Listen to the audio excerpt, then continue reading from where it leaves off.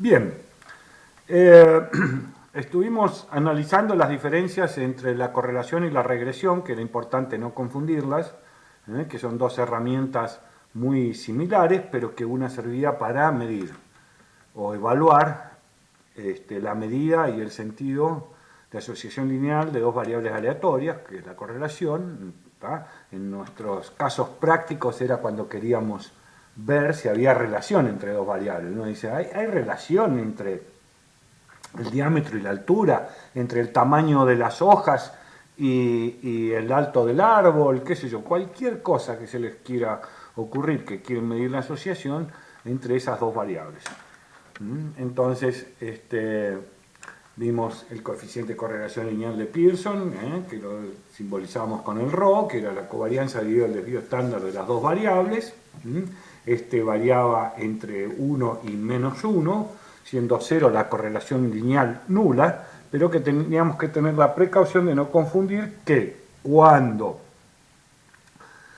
R0 no significa que no haya correlación. La correlación no es lineal, es todo lo que podemos decir.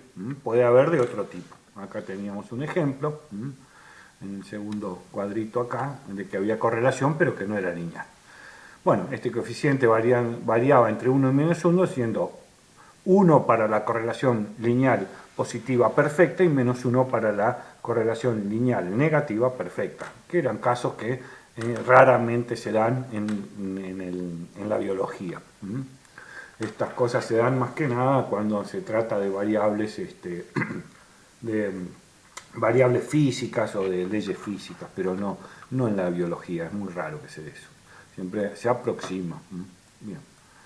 El cálculo, ¿no es cierto?, lo sacamos con la fórmula de cálculo de la covarianza y la fórmula de cálculo de el desvío estándar de x y de y, eliminando los denominadores, n-1, tanto para el numerador como para el denominador, le sacábamos el divisor.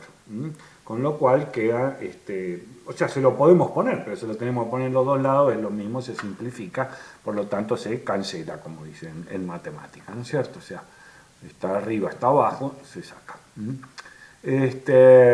Había que tener precaución de no errarle, ¿no es cierto? De no ponerlo en uno sí y en otro no, que ese era un error muy común. Fuera de eso no tiene mucho misterio, es la fórmula de cálculo del estimador del error, R, que se llama coeficiente de correlación lineal de Pearson. Entonces, resumiendo, identificar, resumiendo es, mide el grado de asociación entre dos variables, no intenta predecir nada.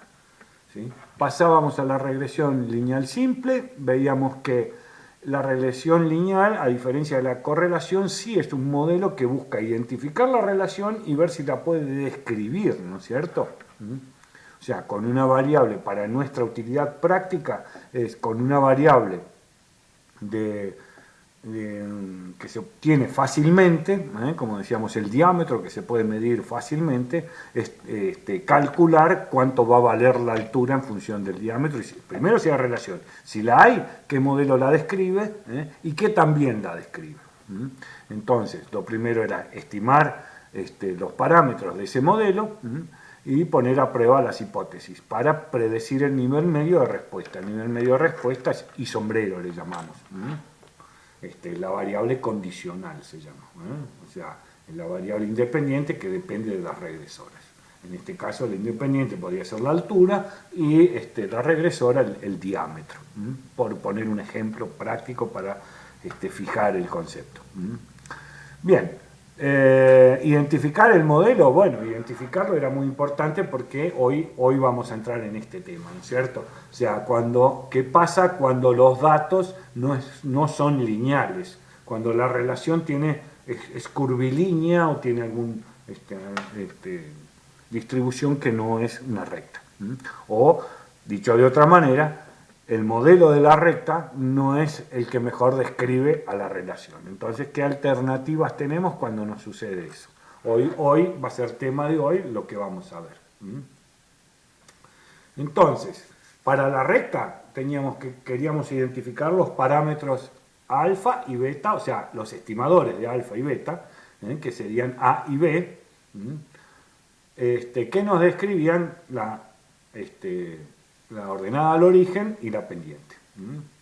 Este es un concepto importante. ¿Qué significan esos dos valores? Todo el mundo está escuchando y viendo bien porque voy medio ligerito. Párenme si quieren preguntar algo. Estamos repasando para entrar en el tema de hoy. Estamos repasando lo que vimos en el último teórico, que ya practicaron un poco. Ahora es más fácil comprender un poco de qué se trata todo esto, pero bueno, si no entienden o no escuchan o no ven, me paran, me avisan, me mandan un mensaje o abren el micrófono. Bien, entonces, probar hipótesis, ¿no es cierto? Decíamos, claro, modelo, nosotros ajustamos A y B, alfa y beta es universal. ¿Qué querría decir? Yo para obtener alfa y beta tendría que medir los diámetros de todos los árboles de un universo, sea de un bosque, sea de una región, de una provincia, medir todos los árboles y tener la altura y el diámetro. Ese sería alfa y beta. Esto es inabordable. Entonces nosotros tenemos A y B, que son los estimadores de alfa y beta.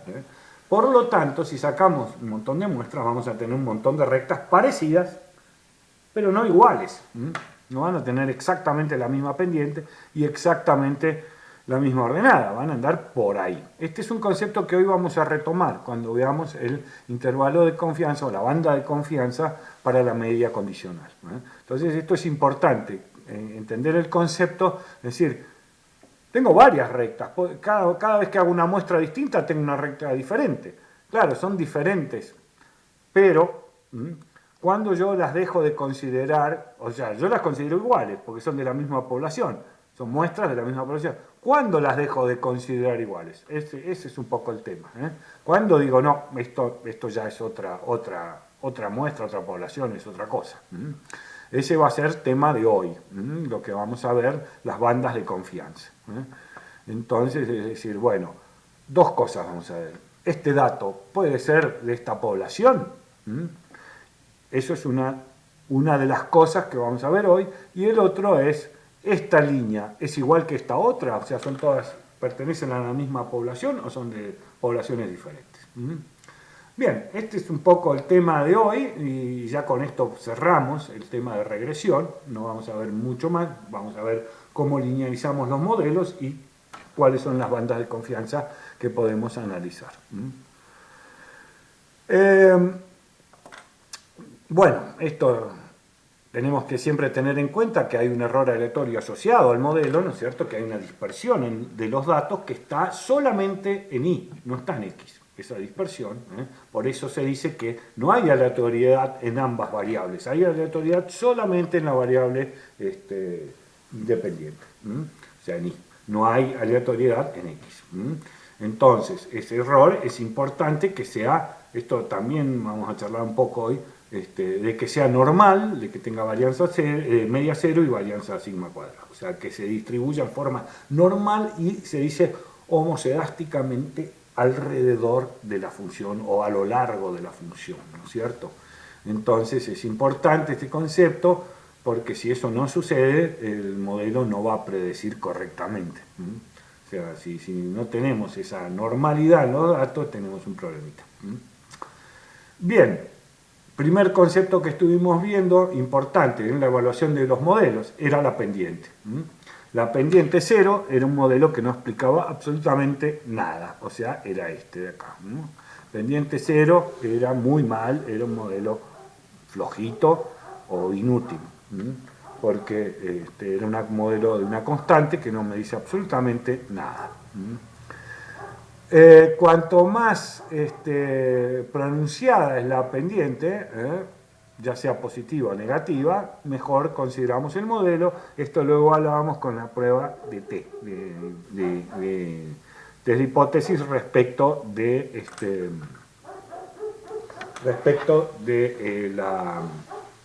la pendiente. O sea, cuando el T era más grande, más pronunciada la pendiente, mejor. Cuanto más próximo a cero y más flojito el modelo. Bien. ¿Cómo hacíamos para identificar y ajustar el modelo? O sea, ¿cómo elegíamos la recta? ¿Cómo determinamos cuánto valían A y B? Esto se deriva de las ecuaciones normales. Discúlpenme un segundo.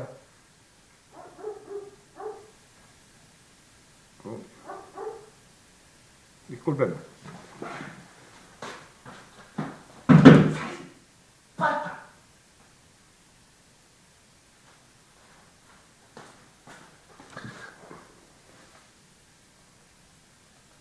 Bien, hola. ¿Cómo hacíamos para ajustar? El método se llama ajuste mínimo cuadrático ordinario, o sea, deriva de las ecuaciones normales, cómo hacer para encontrar la recta que minimiza los residuos, o sea, que pasa por el medio y minimiza los residuos. Entonces, los residuos, decíamos, son los datos. Nosotros trazamos una recta y queremos que, a ver, ¿cuál es la recta que hace que las diferencias entre los datos observados y el modelo estimado sea mínimo? O sea, tenga el mínimo error posible. Entonces ahí estuvimos viendo y analizando cómo hacer para lograr esto. De que la recta que minimiza, acá, los datos, ¿sí? Que son estos, respecto al modelo estimado que es este. Entonces, ver cuál recta es la que hace que esa sumatoria elevada al cuadrado, obviamente, porque si no está elevada al cuadrado, cualquier recta da lo mismo. Pero si están elevados al cuadrado, va a haber una que va a tener una sumatoria que es mínima. Entonces, a ver, no vamos a entrar en detalles, aceptamos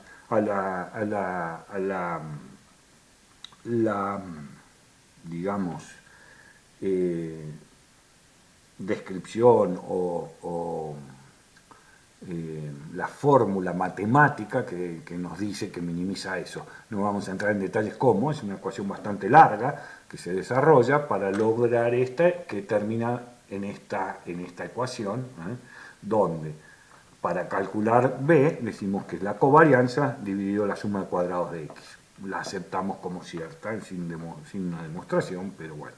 Está en todos los libros si la quieren buscar. No, es una ecuación, un desarrollo bastante largo que no, lo único que nos interesa es usarla nosotros. No tenemos fines de investigadores, entonces bueno, la aplicamos. Obtenido B, sabemos que la relación entre Y promedio y X promedio nos puede despejar a sin tener que hacer ningún tipo de cálculo raro. Entonces, calcular Y promedio y X promedio es bastante sencillo. B ya lo obtenemos de la ecuación normal, esta derivada, y obtenemos despejando la ecuación A. Bastante simple y demás. Bien, obtenido el modelo, o sea, obtenido los parámetros del modelo, las constantes que son A y B, queremos saber qué tan bueno es ese modelo. O sea, ¿qué pasa? ¿Es bueno? ¿Sirve? ¿No sirve? ¿La recta se adecua a los datos que tengo? Etcétera. A partir de ahí vienen algunos análisis de evaluación de la bondad del ajuste. Entonces, para entender un poco esto, y bueno, desarrollamos un poco las sumas, las famosas sumas de cuadrados. Esto ya lo habíamos visto con el análisis de la varianza. Entonces, partimos de algunas premisas o de algunos paradigmas que ya están aceptados, que son que la suma de cuadrado explicada, ¿qué significa? La suma de cuadrado total es la suma de cuadrado explicada más la no explicada, que es la de los residuos. La explicada era la del modelo, que esa nos interesaba saber si era buena o mala. Entonces la podíamos despejar a un costado, invirtiendo, sacando la suma de cuadrados total, restándole el residuo. Estas son las ecuaciones, digamos, conceptuales. Las fórmulas de cálculo en realidad no usamos esto, o sea, porque siempre estas sumatorias de diferencias elevadas al cuadrado acarrean muchísimo error, entonces usamos las fórmulas de cálculo. Y lo importante de esto, o sea, seguimos teniendo el concepto acá, ¿no es cierto?, de qué es lo que queremos evaluar. Y decíamos que la recta era muy importante que tuviera una pendiente significativa, la recta ajustada. Eso era la suma de cuadrado explicada, queríamos que sea alta, o sea, si la recta tiene una pendiente significativa, la suma de cuadrado explicada es alta. Si la recta, en su efecto, es plana, la suma de cuadrado es cero. Entonces decíamos, la suma de cuadrado explicada queremos que sea alta, queremos que sea significativa.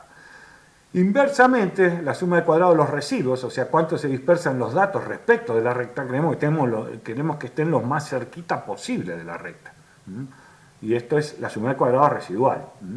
Esa es al revés, queremos que sea baja. Si la explicada es alta y la residual es baja, tenemos un buen estimador. E inversamente, si es al revés, no. Entonces, ¿esto a qué nos derivaba? Un estadístico que nos explicara esto. A ver cómo podemos conseguir un estadístico que nos diga, ¿es bueno o no es bueno? Ahí teníamos que el cociente S, si eso era igual, o sea, si toda la suma de cuadrados, la total, es igual a la explicada, teníamos que el R cuadrado valía 1. Con lo cual, eso era buenísimo. O sea, el 100% de la variabilidad estaba explicada por el modelo, por la recta esa. Entonces decíamos, muy buen modelo. En su defecto, si no explicaba nada y era cero, o sea, si el modelo es una línea plana, y eso nos daría que el R cuadrado es igual a 0, el modelo no explica absolutamente nada. Entonces, bueno, la fórmula de cálculo pasa a ser un poco más sencilla que hacer la sumatoria de las diferencias, porque son datos que ya venimos acarreando cuando hacemos el cálculo de la pendiente. Entonces con eso ya enseguida sacábamos el R cuadrado y entendíamos su significado y su evaluación de cuánta de la variabilidad es explicada por el modelo. Esto es el coeficiente de determinación o el R cuadrado, se le llama en la jerga, ¿no? Es decir, cuánto te dio el R cuadrado, se ajusta por grados de libertad, bueno, etc. Es un estadístico bastante usado. Otro estadístico era, hoy lo vamos a retomar, así que vamos a rebobinarlo un poquito. Es decir, ¿cuál era la suma de cuadrado de los datos respecto del valor medio? ¿Sí? O sea, eso era la suma de los errores elevados al cuadrado. Si lo dividíamos por los grados de libertad del modelo, acuérdense que los grados de libertad del modelo es n-k, que K es el número de parámetros. En el caso de una recta son 2. No es n-1, sino n-2 para la recta. Puede haber otros modelos que tengan más de 2 parámetros. O sea, un polinomio, por ejemplo, va a tener n-1 grado, va a tener del grado del polinomio menos 1 son el número de parámetros. O sea, un polinomio cúbico tiene 2 grados de libertad, un polinomio a la cuarta tiene 3 y así. Tiene 3 parámetros. Entonces los grados de libertad es n-k, n menos el número de parámetros que tenga. Nosotros no vamos a ver polinomio, pero digo, es importante que no siempre pongan 2 porque no siempre es 2. Bien, entonces obteníamos algo que le llamamos la varianza residual o cuadrado medio del error. Si a esto le sacamos la raíz cuadrada, obtenemos lo que se llama error cuadrático medio, que hoy lo vamos a ver. Hoy lo vamos a volver a retomar. Acá está la fórmula de cálculo. Ustedes la tienen resumida también en el apunte.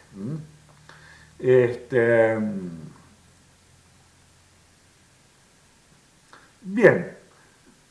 Otro tema de análisis era los residuos, que a veces en el modelo no se ven tan directamente, sino que es mejor estudiantizarlos, pero como este es un cálculo medio complejo, hay que hacerlo con computadora, ¿no es cierto? Pero es importante poder interpretarlo, los residuos estudiantizados, qué significaban. Entonces ya esto lo han visto. Los residuos estudiantizados, qué valores esperan, que dentro de qué valores, te dicen, y yo espero que entre 3 y menos 3 esté todo. Si hay un dato que está fuera de eso, es que el modelo no lo está captando, es un residuo atípico, ese dato es un dato que el modelo no tiene ninguna chance de explicarlo. 2 y menos 2 es el 95%, es decir, bueno, hay una posibilidad de que algún dato me quede afuera. Yo esperaría que la mayoría esté entre 2 y menos 2. Eso es bueno. Si hay datos fuera de esos rangos, estamos en problemas. Bien, esto, por ejemplo, es cuando el modelo falla. Acá el modelo es bueno porque los residuos se dispersan en forma homoscedástica, que quiere decir, a lo largo del modelo hay tantos valores por encima como por debajo, no tiene ninguna autocorrelación en estos residuos, no hay ninguna figura, no hay ninguna curva, herradura, S o algo que el modelo en todo momento predice con mediana calidad.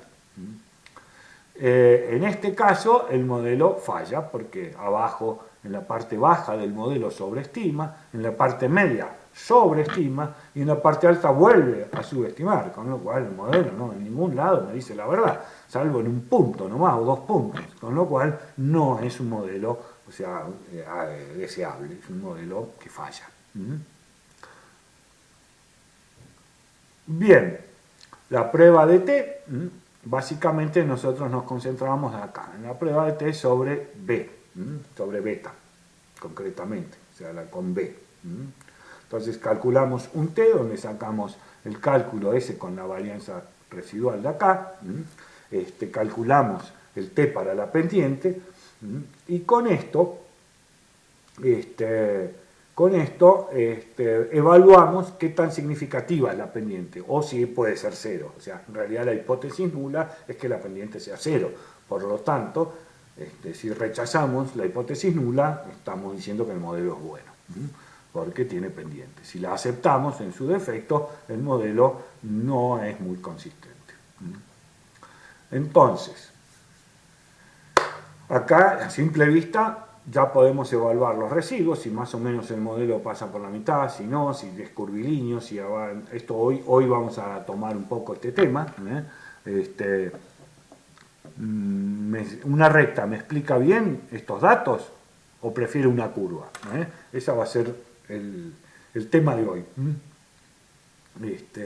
Entonces analizo los residuos, cómo están alrededor de ese modelo, a lo largo de la función.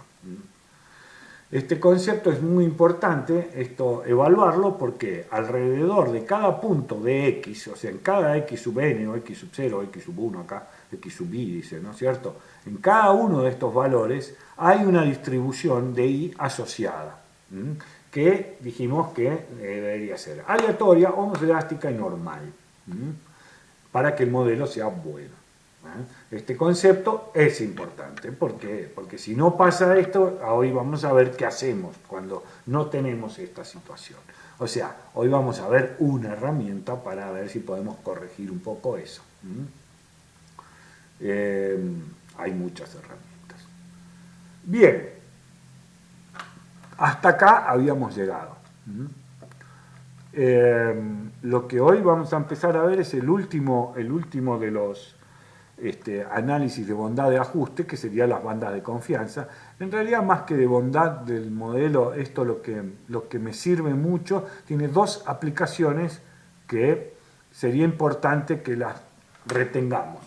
¿Sí? ¿Para qué me sirve esto? O sea, ¿qué es la banda de confianza? La banda de confianza es, acá ven que hay 5 líneas, acá, o sea, acá. Ven que hay 1, 2, 3, 4 y 5 líneas, que son paralelas, ¿no es cierto? La central es la esperanza condicional, o sea, y sombrero, o sea, esta. Acá. Ese es el modelo que yo ajusté, o sea, tiene los parámetros de la recta, etcétera, etcétera. La primera banda, que está definida acá, la más angostita, por así decir, sería la banda condicional de la media. Este es un concepto que al principio no es muy intuitivo. No creo que lo lleguen a usar mucho. El segundo intervalo sí, pero este no es muy común. Pero puede darse la situación. ¿Qué me está evaluando esa banda de confianza? ¿Qué me está diciendo? O sea, es decir, si yo tengo la esperanza condicional, un dato para un x determinado en este punto, ¿sí? Acá, me dice entre qué valor y qué valor,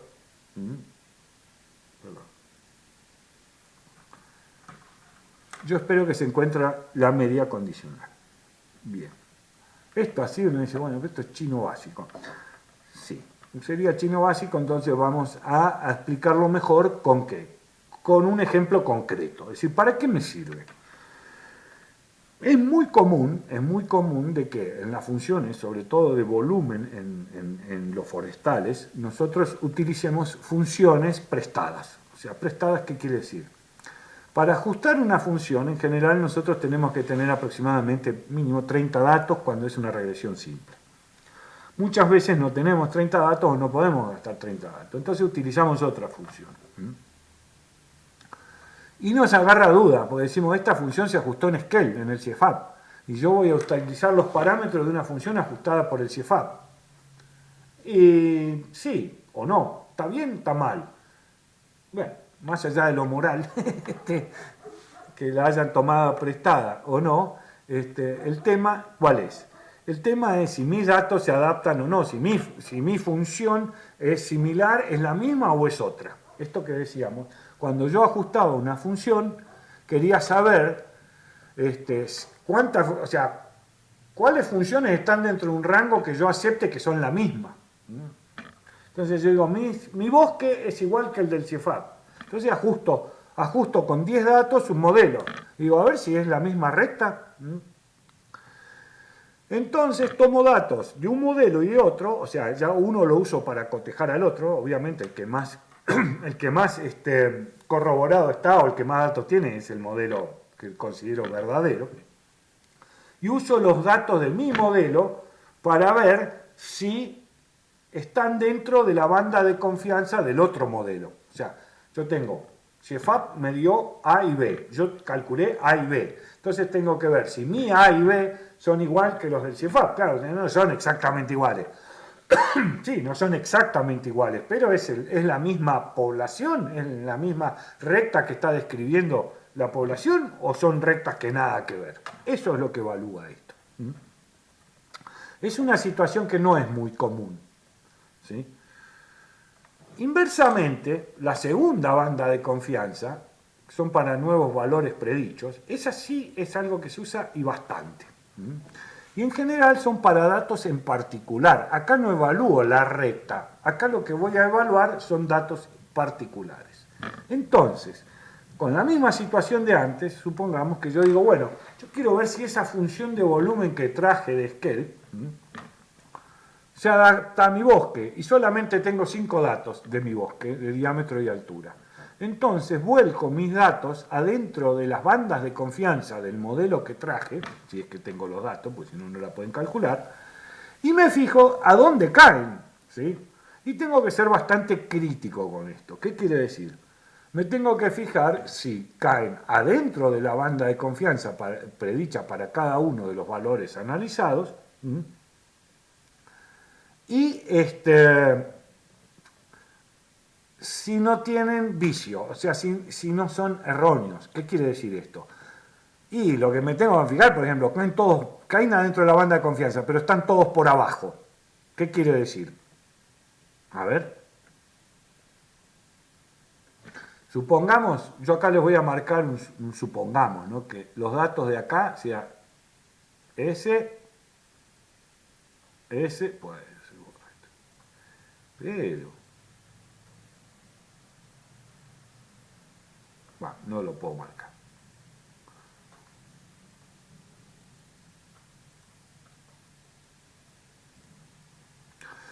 Bien, son los de abajo, vamos a poner así, los que están pegados al límite inferior de la banda de confianza más grande, que es la banda de predicción para un dato en particular. Tomo 4 o 5 datos de mi bosque de acá y resulta que están todos por abajo. Están adentro de la confianza, pero están todos por abajo. Entonces no es solo mirar que estén adentro de la banda de confianza, sino que se repartan adecuadamente, o sea que estén por debajo y por encima, no solamente por abajo. Esto se llama validación de modelos, o sea, la banda de predicción para un dato en particular en general sirve para validar un modelo. Validar un modelo quiere decir, ¿me puedo tomar un modelo prestado, por así decir, y utilizarlo como propio y obtener un buen estimador? ¿O tengo que cada vez que hago un inventario hacer una función de volumen y tirar 30 árboles y volverlo a calcular? Imagínense que cada vez que hacen una función de volumen, si es local, o sea, si es una función para el lugar, mínimo necesito 30 árboles. O sea, a 30 árboles los tengo que medir el DAP, voltearlos y cubicarlos, con lo cual es un trabajo importante. Si yo en vez de hacer 30 puedo hacerlo con 5 o con 10, es mucho mejor. Entonces tiene una aplicación práctica muy importante, que es poner a prueba un modelo de otro sitio, o utilizar parámetros de otro sitio con mis datos, a ver si funciona. Esto en la jerga forestal sí es común, es muy común que utilicemos modelos que no siempre ajustamos un modelo, sino que los tomamos entre comillas prestados y los validamos. No validarlo sería un error, porque no sé si estoy haciendo lo correcto, me estoy copiando y no sé si están bien. Entonces acá si nos copiamos, que hay que corroborar de que efectivamente sea robusto el modelo, sea concreto. Bien, no es muy intuitivo, no es fácil de entender al principio, pero es importante, es una herramienta muy importante cuando tomamos modelos prestados, y en lo forestal hacer modelos tiene un costo muy alto, muy alto. Entonces, los futuros técnicos que son contratados, por ejemplo, para hacer un inventario en un bosque pequeño, no tienen la posibilidad, o sea, no tiene lógica que volteen 90, 30, 60 plantas para hacer una función de volumen. Si pueden tomar una función de volumen de otro autor y validarla. Este es el sentido que tiene la banda de predicción para un dato en particular. Yo les pongo diámetro y volumen como un ejemplo. No quiere decir que sea lo único. Hay montones de situaciones en las que se validan modelos ajenos. Pero es una situación nuestra muy común. Y se la pongo como ejemplo, pues el caballito de batalla, es decir, es el tema del cálculo volumétrico, como ya bien lo entendieron intuitivamente en un principio, es un cálculo costoso si no tengo una función. Entonces es algo que nos quita un poco el sueño, o sea, es decir, tengo que tener una función y tiene que ser buena la función, tiene que estar validada. Una situación alternativa en la que se usa esto es en la investigación, pero esa es una situación que nosotros estamos menos habituados. O sea, ¿qué quiere decir? Yo hago una investigación, ¿sí? Y quiero descubrir si hay una relación o hay un modelo que explique una relación o un modelo de predicción. En general, cuando uno investiga, y es algo nuevo, inédito, se dice, o sea que nadie ha investigado lo que yo estoy investigando, y es un modelo que no está probado, no está. Entonces, es muy común hacer lo que se llama una autovalidación. ¿Qué quiere decir una autovalidación? O sea, voy a validar el modelo con mis propios datos. ¿Y cómo se hace eso? Pero si ajusté el modelo con los datos, lo voy a validar con los mismos datos. No, en realidad no se hace eso. Lo que se hace es, a priori, cuando yo tengo los datos, separo al azar una tanda, o sea, por ejemplo, yo tengo 60 datos de diámetros y alturas, sorteo 10 datos y los separo, los guardo. Ajusto el modelo con los 40 datos restantes y luego construyo la banda de confianza o calculo la banda de confianza para los 10 datos restantes. Y me fijo si caen homocedásticamente en el intervalo de confianza o la banda de predicción para un dato en particular. O sea, si cada uno de esos datos cae adentro y cómo cae, si cae parejo, si cae bien. En este caso, lo que hice fue una autovalidación, o sea, yo como no tenía antecedentes de este modelo y quiero decir que este es el modelo porque yo lo puse a prueba con estos datos, lo puse a prueba ¿cómo? Con mis propios datos. Eso es una autovalidación y se hace mucho en investigación. Para nosotros no es un caso muy común. Para nosotros en general es cuando tomamos funciones prestadas y queremos saber si se adecúan a nuestros datos. Entonces ahí validamos el modelo. ¿Preguntas? ¿Hasta acá? Ahora igual cierro un poquito, hacemos un pequeño recreo, pero... Por el momento no, profe. Bien. Volvemos a lo mismo. Ustedes ya se han dado cuenta de la dinámica de este curso. O sea, la teoría es engorrosa, pesada y demás. A veces hasta es, parece kafkiana o parece jeroglífico, ¿no es cierto? Decir esto, ¿para qué sirve? Y cuando la empezamos a utilizar nos damos cuenta de que simplemente son cálculos. O sea, el tema es saber para qué sirven. Por eso es bueno rebobinar muchas veces un poquito para atrás. Es decir, ¿para qué hago todos estos cálculos? Bien. Consideraciones respecto de los modelos. Los modelos, esto no está en las diapos, así que anótenlo si quieren. Los modelos solo son utilizables en el rango para el cual fueron ajustados. Regla número 1. ¿Tá? Nunca utilicen un modelo, ¿sí?, que está fuera de rango. Es decir, yo medí árboles entre 10 y 20 y tengo un árbol de 60. ¿Puedo usar el modelo? ¿Qué opinan? No, ya se pasa de 40 de la media. Claro, qué sé yo qué pasa cuando pasó fuera del rango con el que yo ajusté el modelo, ¿entienden? Puede haber cambiado, la recta ya no deja de ser una recta, o puede suceder, Lorena está con problemas de internet. Bueno, ahora cortamos y me comunico con ella. Bien, puede suceder, ¿el resto están escuchando? ¿Coti? Sí, se escucha, profe. Sí, Coti es la que a veces tiene problemas. Sí, y Coti, mandame un ok. Ahí aparece que tiene bien el internet igual. Sí, ahí está, ahí está. Bien, entonces, rebobinando, decimos,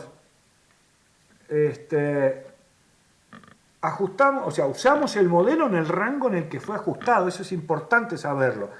Yo pido una función del CIEFAP o de donde sea, de Misiones, y tengo que saber con qué rango está ajustada, porque la función me va a dar un resultado, o sea, me va a devolver un resultado fuera de ese rango, pero no está probado de que sea efectivo en ese rango. ¿Entienden eso? Es muy importante esto. No utilizar las funciones fuera del rango. ¿Tá? Porque puedo cometer un error gravísimo. La función puede ser buena dentro del rango, pero fuera de ese rango puede pasar cualquier cosa, porque nadie la probó, nadie sabe qué pasa. Entonces es importante. Segundo, cuanto más amplio es el rango con el cual se ajusta una función, es mejor. Y acá sí tiene que ver con las bandas de confianza. ¿Por qué? Porque cuanto más cortito es el rango, ¿sí?,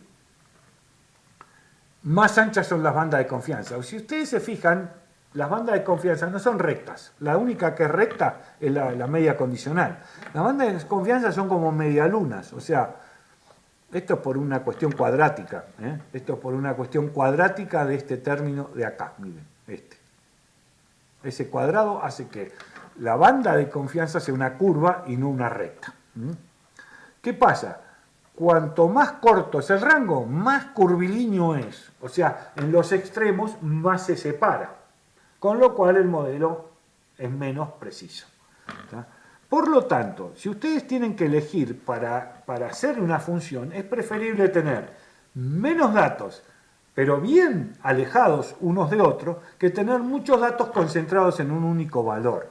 ¿Qué quiere decir? Si yo tengo una función de volumen que la ajusté entre 20 y 25 centímetros de DAP, va a ser muy inestable.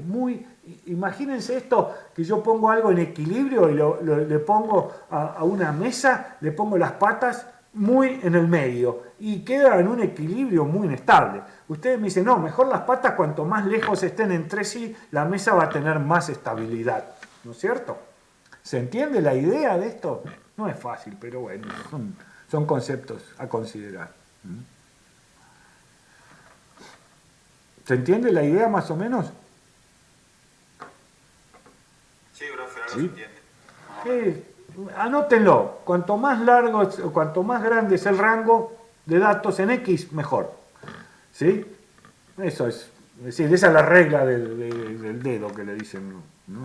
Es decir, a ver cómo cierro esto. Y cuanto más amplio pueda ser el rango, si voy a elegir árboles muestra para hacer, o sea, ¿en qué lo van a utilizar ustedes? Cuando vayan al campo a hacer una tabla de volumen, una función de volumen, es importante que el rango sea amplio. No elijan todos los árboles con el mismo diámetro porque van a tener una función que va a ser bastante inestable y mala.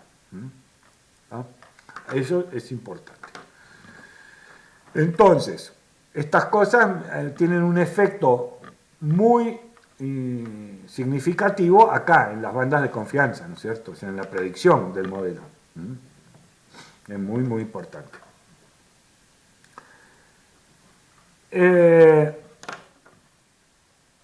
Si ustedes hacen un poquito de memoria, ¿se acuerdan que un intervalo de confianza estaba dado por un valor medio, o sea, x raya más menos t por s sobre la raíz de n? ¿No? ¿Sí? Yo no se los puedo dibujar acá, pero bueno. Hagan memoria para atrás y es x raya más menos t por s sobre la raíz de n. Así de simple era, ¿no? Acá sigue habiendo exactamente lo mismo. ¿Por qué? Fíjense que es la raíz de... O sea, la media. La media es nada más que acá no es una media sola. Acá, para cada valor de x, ¿sí? O sea, cada valor de x es x sub 0. ¿Están viendo lo que marco acá? Hay un valor medio de y sub 0. ¿Está? O sea, si yo digo para el diámetro 10 hay un volumen para ese diámetro 10, para 15 hay otro, para 12 hay otro y así sucesivamente. No hay una única media, hay una media para cada valor de x. Entonces se lo llama media condicional. ¿Qué quiere decir? El valor medio, la respuesta media, está dada en función, en la condición la pone x. O sea, según el valor que toma x, y va a valer otra cosa. Salvo que sea un modelo muy malo y sea plano, con lo cual vale siempre lo mismo. Pero bueno, estructuralmente esto es exactamente lo mismo. O sea, tenemos acá una varianza, que si le sacamos la raíz es un desvío, acá tenemos n, y acá tenemos las diferencias de x. ¿Está? Y yo antes decía, bueno, claro, estaba el intervalo de confianza, yo decía x raya más menos t por s sobre la raíz de n. Era un poco más simple, pero esto no es tan complicado. O sea, conceptualmente sigue teniendo la fórmula la misma estructura, ¿no es cierto? Nada más que hay un numerador ahí al cuadrado que hace que eso sea una parábola y no una recta. Bien, ¿cuál es la diferencia entre los dos en el cálculo? O sea, este valor ustedes ya lo conocen, porque ya lo tienen. Es el error cuadrático medio. Acá también es el error cuadrático medio. ¿Tá? Acá este término lo tengo que sacar, o sea, el x sub 0 va a ser para el valor que estoy considerando. Y x raya ya lo tengo de cuando hice a. En este tengo el mismo término. Y en este, el denominador es el valor de x sub i, ¿no es cierto? Menos x raya. O sea, esto igual. Y acá tengo 1 sobre n. Sin embargo, hay una diferencia. Hay una única diferencia entre las dos bandas de confianza. Es este 1.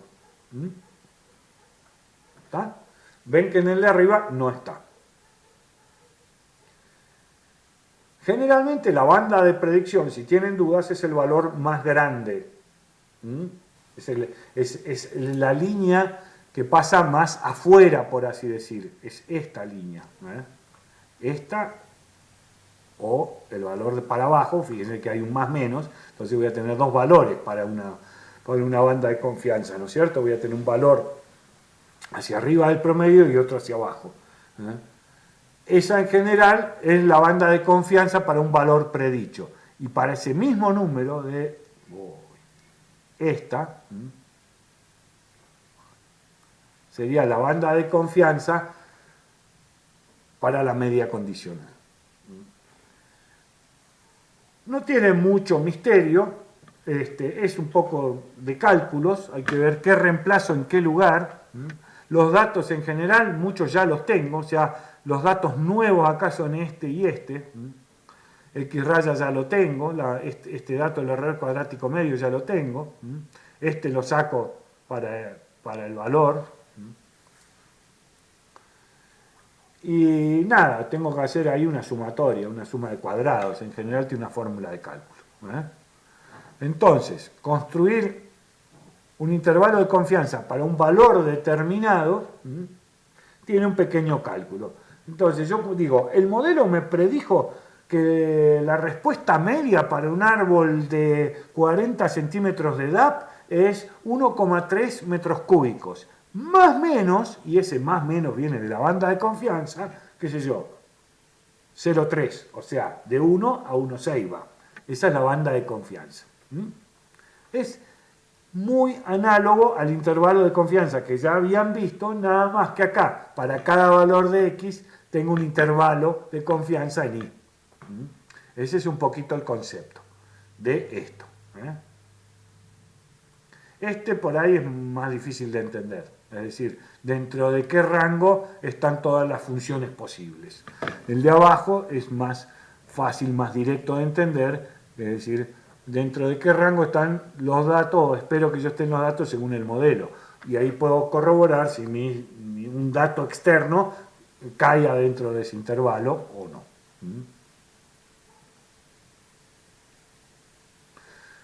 Bien, hacemos un recreo, paramos un poquito, dejamos que decante esto en 10 minutos, nos tomamos un té o un mate y vamos a cerrar ya el tema de correlación con cómo linealizamos modelos. Y ya con eso terminamos el cursado. Así que les propongo hacer 10 minutos y nos encontramos acá de vuelta en 10.